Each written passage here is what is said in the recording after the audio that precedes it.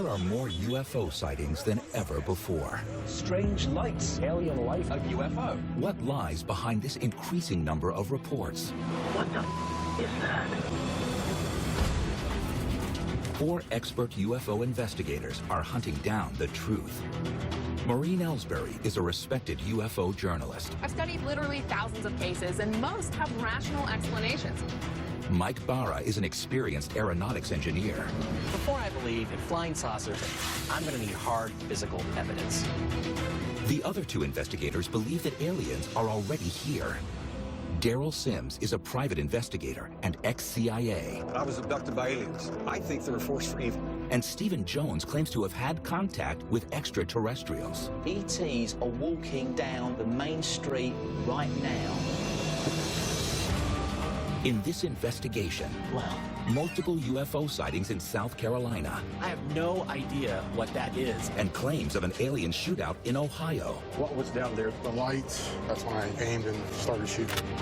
lead to hard evidence of extraterrestrial technology. Ben claims to actually have a piece of a UFO. This was not made on the planet Earth.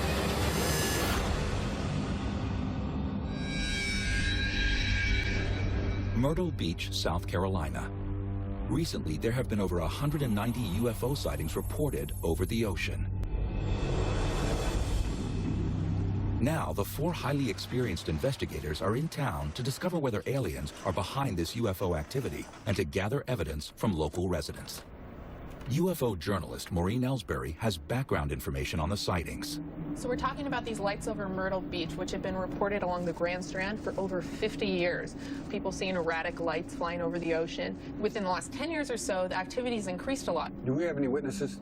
We actually have over 30 witnesses and counting, but our main witness is Joe Kiernan. So let me pull him up. He's a 36-year-old married man. He's got 3 kids. He first saw these lights in July 17th of 2012, but since then he's recorded tons of video. Look at that, Anthony. Oh my God. Look how bright that one just got. I got it. It's glowing right now. It's fading out. I can't get it on here anymore. Honestly, my gut is telling me that this is military activity, and we can probably explain all of this stuff away. Mike, you are so quick to take that route, man. This is a really interesting case, really exciting. This is a close encounter case, something really important. In addition, I'd also like to see if there's any abduction reports in connection with these lights. We need to get out there. I've arranged to meet Joe at North Myrtle Beach, which is the location of his sightings. All right, team, let's go find them. Come on.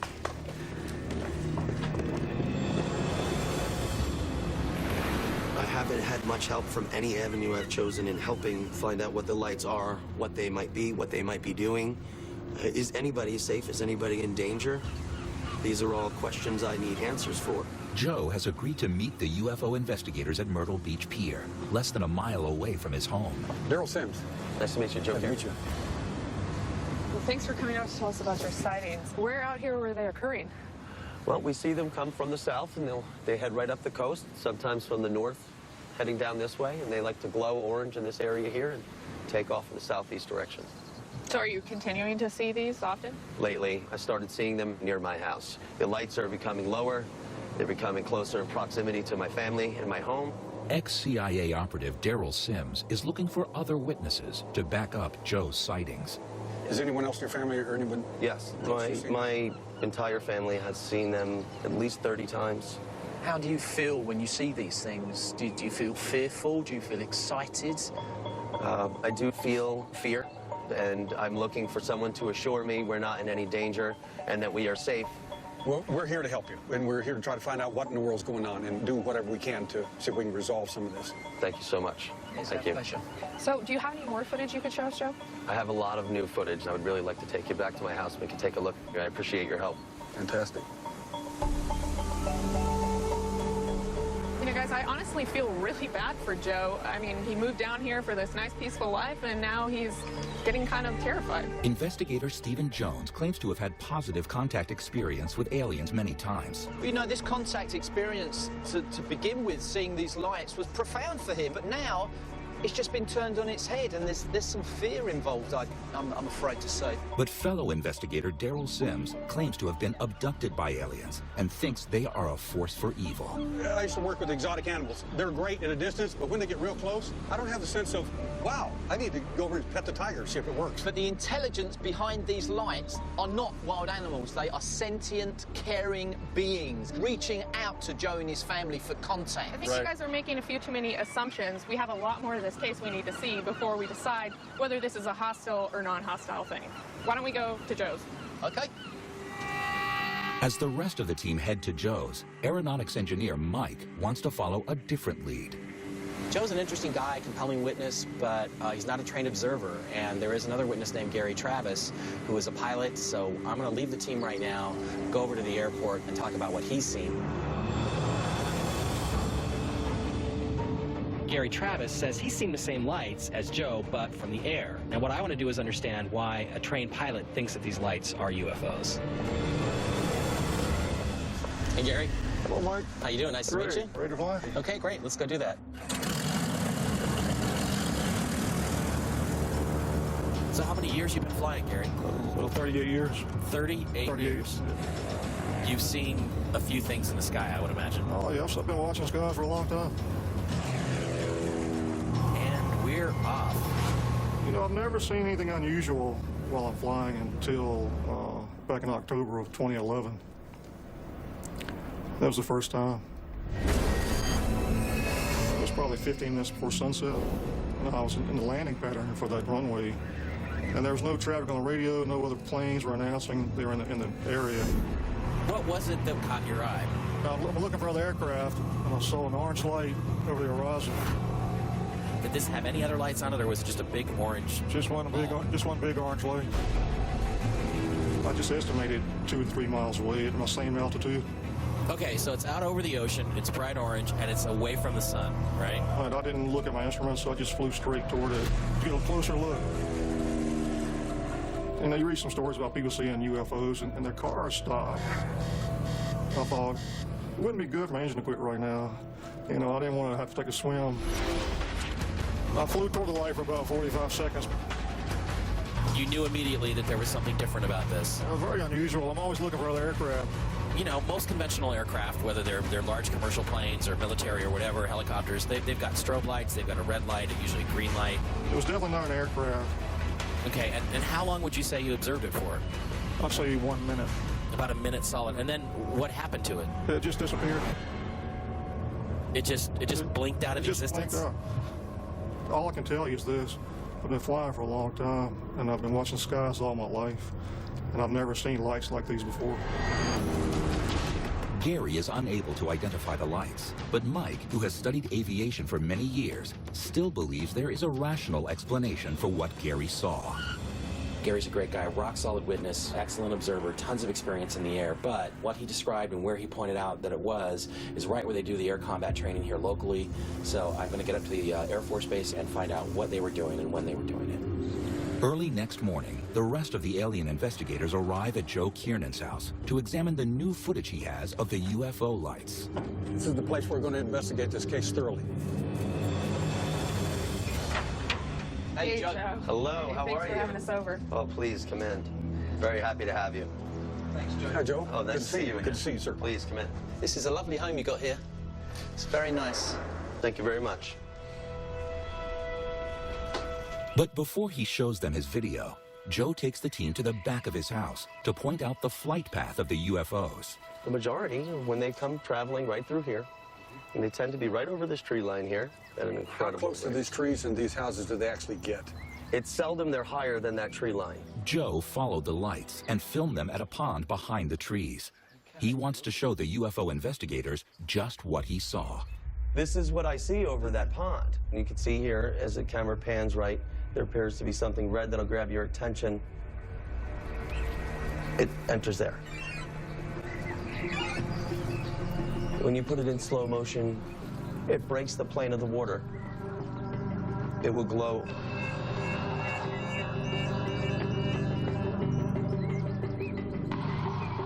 And it enters there. Wow. That's gone below the water? Yes. Wow. By darn, that is strange. I've never seen anything like this.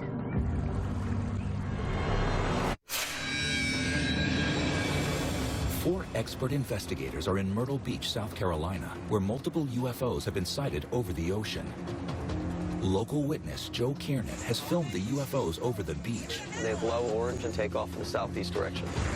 And pilot Gary Travis has seen the same lights from a different angle. I saw an orange light over the horizon. But now, Joe Kiernan is showing the investigators new footage of the UFOs in a pond behind his house. Every time it breaks the surface of the water, it will glow red, whether it's going in or coming out. Wow. By darn, that is strange. But Joe has also noticed something weird under the surface. The bottom of the pond appeared to have been a complete circle resembling a crater. UFO journalist Maureen Ellsbury has seen similar reports. You know, what's interesting, Joe, is a lot of people report USOs, which are basically unidentified submerged objects. Right. And a lot of people think that there could be some sort of bases that these things are going to and from. But yeah, I'm really interested to get out to this lake and try and figure out what the heck's going on there. As soon as I cross into that area on my way to the pond, the uncomfortable anxiety does begin. All right, yeah, I know what you mean. Despite Joe's fears, investigator and alien contactee Stephen Jones wants to take him back to the pond. I appreciate your feelings about this, but if you would you return there with us? I will, if you go during the day. Meanwhile, fellow UFO investigator Mike Barra is on his way to a meeting that could provide a rational explanation for the UFO activity. I still think Gary and Joe witnessed military activity. So I'm headed up to Shaw Air Force Base today to talk to Rob Sexton, who's the public information officer up there. And the things I'm going to be discussing with him are whether or not the air wing up there does training that Could possibly explain some of these sightings. Hi, Rob. It's nice to meet you. I'm Mike Barra. Hello, Mike. It's good to meet you. Welcome to Shaw Air Force Base, South Carolina.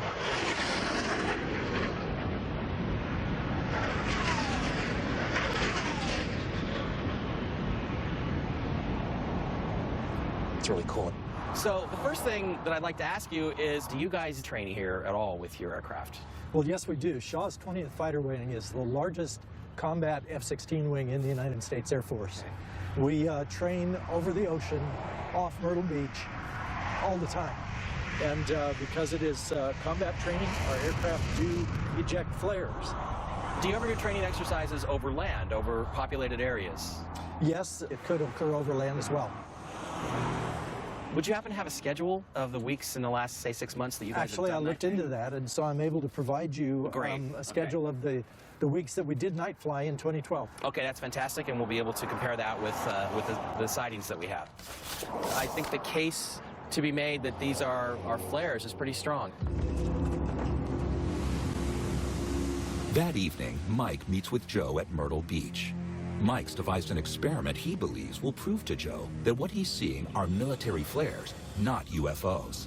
We usually set up and film in this area here. Oh, okay. Right along the dunes here. Mike is using a distress flare to simulate the signature of a military decoy flare. They are parachute flares. They're going to go up about 1,100 feet into the air, and you've brought your camera, the same camera you've been using to record this stuff. Fantastic. I'm very excited to do this. Very excited. Great, let's get to it. Let's do it.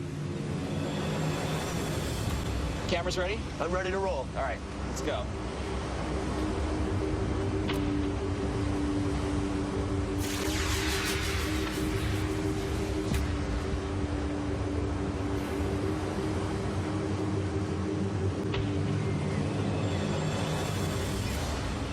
Did you get that? I got it. Do you think that that's what you've been recording that's weird? That's not what I've been recording at all, but it's a nice shot nonetheless. I can't wait to take a look at it when I get home. Well, at this point, Joe's very convinced that it's not flares being fired from the beach. Whether what he's actually filming is alien spacecraft, extraterrestrial entities of some kind, I need a lot more evidence for that. But just as Mike and Joe are packing up to leave, the film crew's cameraman spots strange lights in the sky above the beach. There's something right under that lamp, guys. And Joe tries to grab footage. I can hear something. That's really interesting. Get another one for you. That's great. There's two of them. It's interesting, they're flying like that, one right behind the other. But it is a very weird pattern. Something incredible? I'm not sure what they are. Look at that. Wow. Yeah, and they're heading right over my house.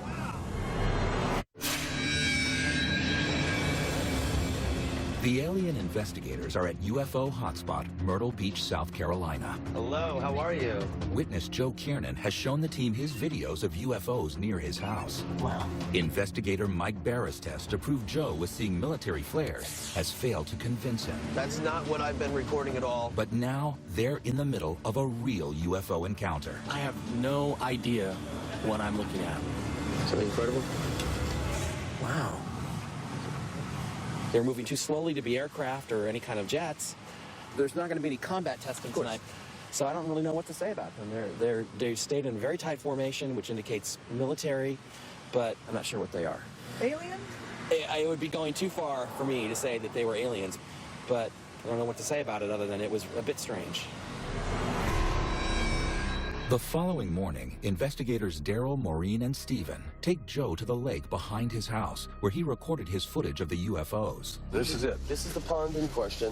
This is the area I have a high anxiety and large discomfort being in this area. At times could just be overwhelming, and I don't even want to be back here any longer. It's a tough place to be. Joe, you know, we fully appreciate you bringing us over here, and what we're going to do today is we're going to explore the area. We're going to take its pulse. It's fantastic. Investigator and ex-CIA operative Daryl Sims is an experienced diver. My part, we're going to go out in that water, we're going to do some sonar, we're going to check the bottom of this thing, any other conditions that could affect this lake from any part of your story. Joe's encountered something here, and I want to find out if it's on the land, and if it's not, it's in the water. Daryl has asked a team of underwater investigators to help him. They normally use their high-tech equipment to analyze crime scenes and search for unexploded bombs. Gentlemen, hello. You ready to go? We're getting there. All right. We're going to use side-scanning sonar to get a look at the entire bottom of the lake, see if there's any depressions or configurations that might be left by a UFO. If anything has happened out here and affected this lake, I will dive down and I will find out exactly what's in the bottom of the lake and what's there.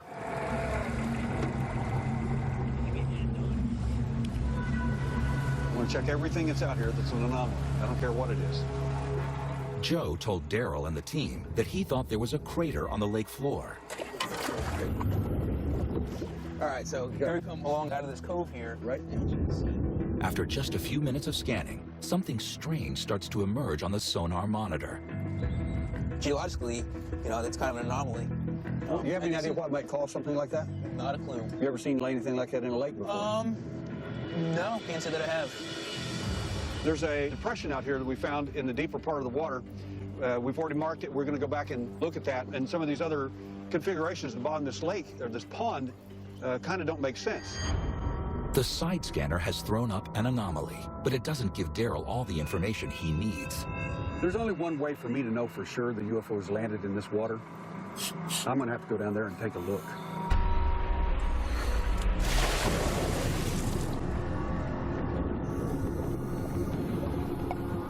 Daryl is using an underwater camera to relay pictures to Joe and the team on the boat.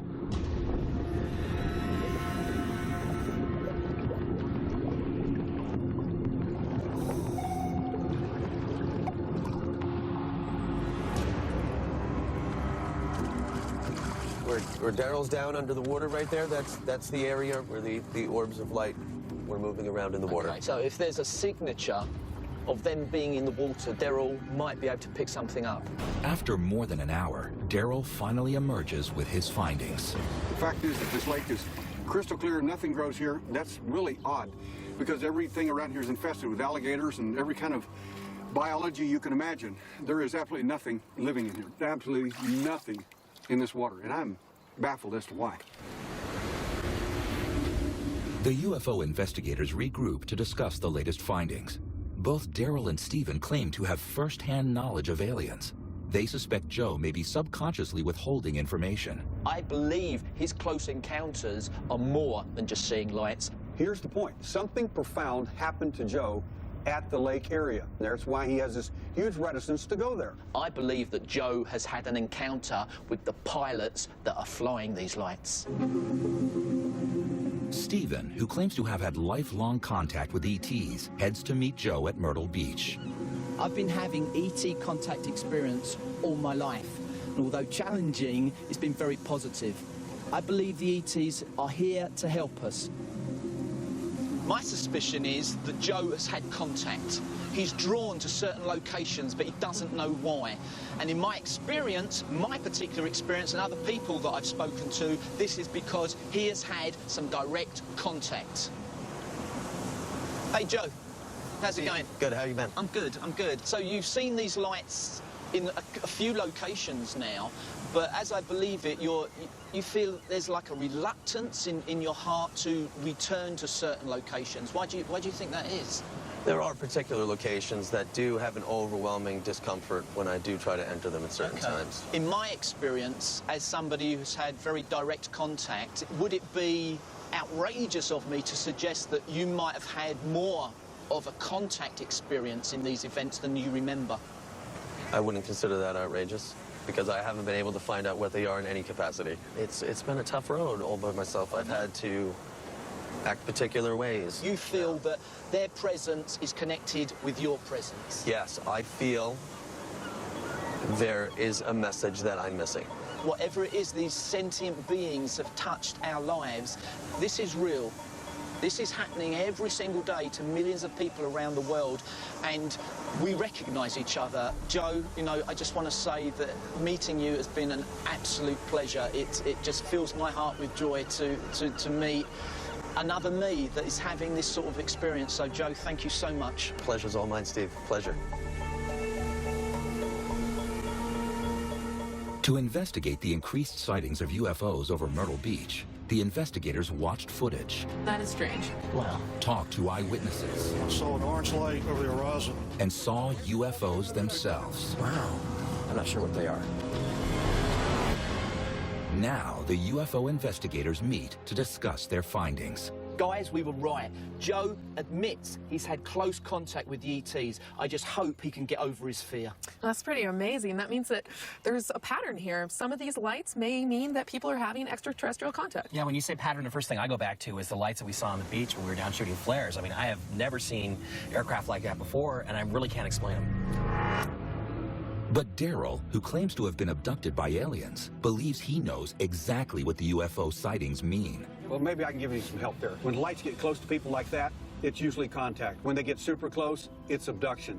I can go back to my own experience and I can tell you it was awful. And I have another case of UFO lights I think we should investigate, and this time it involves a father and son. And I think it may really help us try to find out what the extraterrestrial motive actually is. Let's go. The UFO investigators traveled to Hopewell, Ohio, where recent UFO sightings have led to allegations of alien abduction.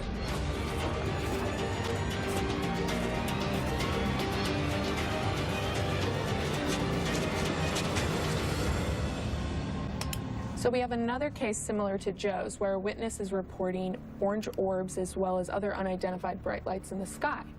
Now, the difference between Joe and our witness, Ben Foggin, is that he's also reporting that he's had multiple abduction experiences. And I don't think that they're here to help us out and pat us on the back and all that kind of stuff. I saw a whole bunch of tables with a whole bunch of people and a whole bunch of aliens around them doing the same thing that they were doing to me. He's talking about horrific events going on in his life. This is abduction. There's no question about it. Well, yeah, well, why don't we go meet Ben? Okay. Let's go.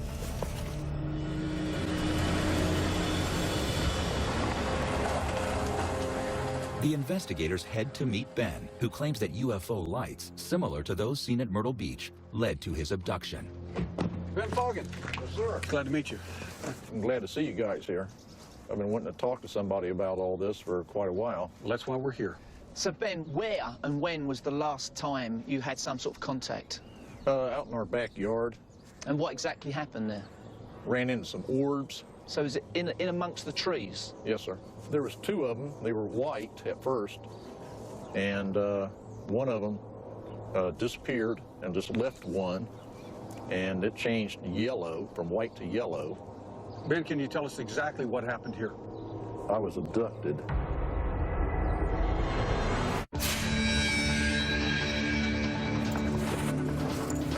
The alien investigators are looking for a link between sightings of UFO lights and ET abduction.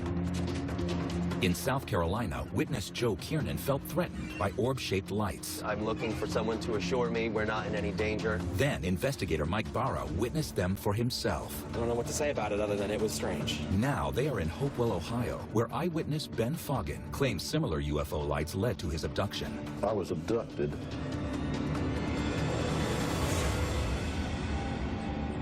Why do you think they did it to you? It was like they were being trained or taught or something like that. I remember that I was on a table, opened up. Physically opened up? Yes, sir. A medical procedure? Yes, sir. Okay. I've had my ribs separated, some sort of clamps put on each side of my ribs, and I woke up. There was no cut, no sign of anything, but the sensation was there. The ETs have done this? Yes, sir. How does it make you feel, Ben, when these things occur? I'm mostly concerned about my family having experiences also. Yeah, I agree. You should definitely be concerned about your family. Along those lines, I heard that there had been an incident with a shotgun. Yes, with my son. He got a little bit excited and grabbed a shotgun, and I wasn't aware of what he was doing. And he went around and started shooting at it. Oh, my goodness. For Daryl, who claims to have been abducted, Ben's story stirs disturbing memories. The aliens first came after me when I was a little boy, and then they came for my son. They come after families. This is how these cosmic skinheads operate. Ben's son Terry agrees to show the investigators what happened the night he saw the UFO lights. Is this about where you were at when this event happened? Yes, this is the area where it happened. What was it down there that caused you to shoot? The lights, because it was like right there at the baseline of the trees. At first I thought maybe it could be hunters back there messing around in the woods with a bunch of bright lights, but I got no response when I yelled out, "Who's out there?" That's when I aimed and started shooting. Terry, show me exactly what happened that night. Sure. I was standing about right here. I cocked it, loaded it, and then I aimed it. The first one I shot was kind of like up here. Yelled one more time. "Who's out there?" And then I just started shooting at the lights. My heart was racing, adrenaline was pumping. I was pretty scared. Terry, what was your need to fire down there? I was scared. My reaction was just to grab it and I shot, and that's about it. Terry fired 5 shells at the UFO, and his father Ben claims at least one of them hit the target. It was making a noise that sounded like a broken washing machine. And then the noise stopped. And when it stopped, right after it stopped, I thought I heard a thump. Ben claims that Terry's shots dislodged a chunk of material from the UFO. Wow, I would really like to get my hands on that. Got it right inside. I'll go get it right now. Awesome, thank you. Great. What do you think? Well, if he's got it, that's really cool. I mean, that's something we can actually get our hands on and physically test. And if it turns out to be something unusual, something weird, you know, it could be, yeah. Very rare. Here you go, gang. Oh, awesome, thank you. Wow. Wow, that is cool. Jeez, look at... What did it actually land on? There was gravel and sand. Okay, so Ben, basically you found this thing in your driveway then, after having heard it hit to the ground, right? Yes, sir. Okay. So did you touch it straight away? I bent down to pick it up, and when I touched it, it was hot. Ben, if it's okay with your permission, we would like to take it to a lab for some testing. You bet. Ben, I'd like to take Steve, if you don't mind, and we'd like to go out to the driveway and look at the area and check it for radiation for a number of different tests we'd like to do. Sure. Good man. All right, well, we'll see you guys later. All right. Yeah, I'll see you later. Have fun. Okay, good deal. Maureen and Mike may have their hands on a fragment of the mysterious orb-like UFOs that Ben claims have been plaguing him and his family. They head to a lab to have the material analyzed by expert scientists. Hi, Maureen. Hi, Nice Maureen. to meet you. Nice to meet you, Maureen. Hi, I'm Mike Barra. Hi, Mike. Nice to meet you. Phyllis. Mike, nice to meet you, Nick. So here's the sample that we've been given from Ben Foggins. The first test is to see if fragments embedded in the material are from Ben's driveway, where he claims it fell. With this spatula, I'll try to get into some of the crevices and get enough material out to get a spectrum. There's plenty there. Okay. Oh, isn't that interesting?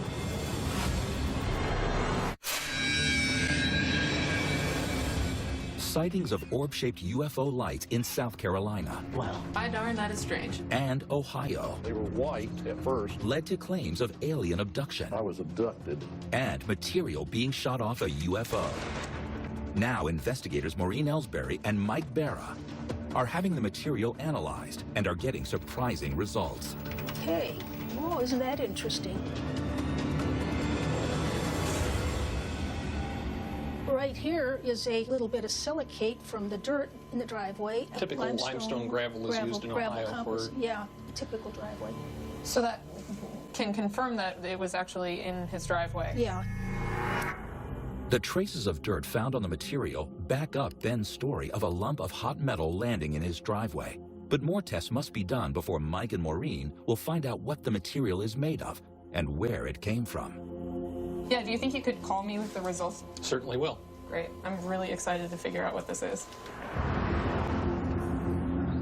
As Mike and Maureen wait for the lab results, Daryl and Stephen are back at the site of the shooting. They want to carry out tests of their own. Alrighty.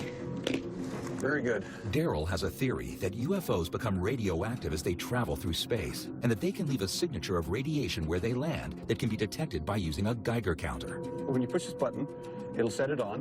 Now, the little clicking you're hearing occasionally, that's normal background radiation. That's nothing to worry about. Nothing whatsoever. The higher the levels of radiation, the more clicks the detector will emit. Hey, Daryl, have you picked up anything yet? Nothing, no signature yet. Nothing on the trees, nothing on the ground. Okay, can you go down to the exact location where the craft was sighted? Keep on going. We're picking up a trace of radiation right here. That's more than background, yeah? It's more than that. Okay, what's happening now is Daryl is in the direct location where the craft was spotted. He's experiencing more radiation than background. It's saying something happened here.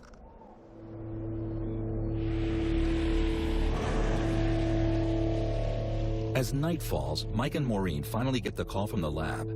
They have completed their analysis of the mystery material Ben found in his driveway. Hey, Nick. Hi there, Maureen. So I'm really anxious to hear about the results of these tests. The ratio of strontium-87 to strontium-88 was somewhat out of bounds. It's something other than a normal terrestrial strontium isotope ratio. I guess I'd have to ask you at this point, if there was some chance this was extraterrestrial, could it be a meteor, or does it have to come from something that's manufactured?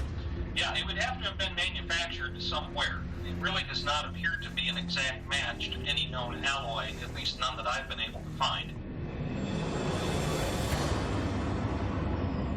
The next day, the UFO investigators regroup to assess the new evidence from Ben Foggins' UFO shooting incident. I picked up two radioactive signals. One was on a tree, one was directly beneath where the lights were at. So you're saying you actually found radioactive material right where they had their sighting, right where he shot at it? Exactly where the light was. While they were firing, they may have actually hit something and knocked some radiation off into the tree and onto the ground. Well, that's another piece of the puzzle that fits perfectly. We also have some really compelling results from what we found out at the lab. Okay, this little baby right here is really fascinating stuff. First of all, it's an aluminum alloy, and what that means is it's manufactured, okay? So it's not any kind of a naturally occurring material, okay? The interesting thing about this particular aluminum alloy is it contains some very strange trace elements, and they have an isotopic ratio that is pretty far beyond what would be produced on Earth. So you're saying it's... That this was not made on the planet Earth. It was made somewhere else. Yeah, really? Absolutely. In that sense, this little hunk of metal is kind of the holy grail for this entire case. Wow. Outstanding, outstanding work. If Ben needed any more credibility, this is the cherry on the cake. Let's go. The UFO investigators have uncovered mounting evidence that orb-shaped UFO lights may be alien craft. Wow. By darn, that is strange. Multiple eyewitness accounts in Myrtle Beach. I saw an orange light over the horizon. The lights are coming closer in proximity to my family. I have no idea what I'm looking at. Claims of abduction in Ohio. I was abducted. Debris from an alien shootout. And confirmation that the metal may not be from planet Earth. It really does not appear to match any known alloy. This was not made on the planet Earth. All point to possible link between sightings of UFO lights and incidents of alien abduction.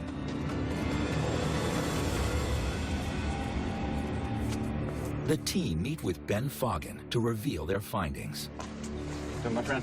Ben, how y'all doing? Good, good. Really good. Thank you for loaning us your metal. We took it to the lab for analysis, and from the tests that were done, it came back saying that this was quite an unusual aluminum alloy. This object is definitely two things. It's manufactured, and it had to have been manufactured somewhere else because the tests indicate that it could be of extraterrestrial origin. But I'm sure you're not surprised by the unusual qualities of this metal. I know where it came from. How do you feel now, Ben? Does it feel better that you've shared your experience with us? Yes, I feel for people that's going through the same thing to help them along. Yeah, that's important, I think, Ben. Ben, this will help thousands and thousands of people. The fact is that these entities, in my view, are not here to save the planet, fix the ozone hole, or do anything like that. We're never going to know the truth unless people like you come forward and show your evidence. Then that allows us to put together a pattern and find out exactly who they are and what they're doing. Thank you. After gathering first-hand evidence from 4 witnesses across 2 states, the UFO investigators sum up the case. You know, for years people have been separating UFO sightings to abduction cases, and now we have evidence that those are linked. You know, and now we're having a rise in sightings. I think we're going to get a rise in abduction cases as well. Well, that really troubles me. The alien's not here for our benefit, and that's not really any good at all. Yeah, but Daryl, you know I disagree with you, man, and I just feel that if Ben and Joe can, you know, dig deep and find some inner strength, they'll know that this is not a threat. all this stuff aside about abductions, what amazes me is that we go from a case where I think we really don't have much physical evidence to a place where I'm actually holding something in my hand that probably came from somewhere else. And that's just like, I don't know, it's bizarre, it's thrilling. If that's the case, Stephen, I hope you're right, and I hope the reason is they're up to good. Let's go. With more UFO sightings than ever before, who is safe from alien abduction? Find out next time on Uncovering Aliens.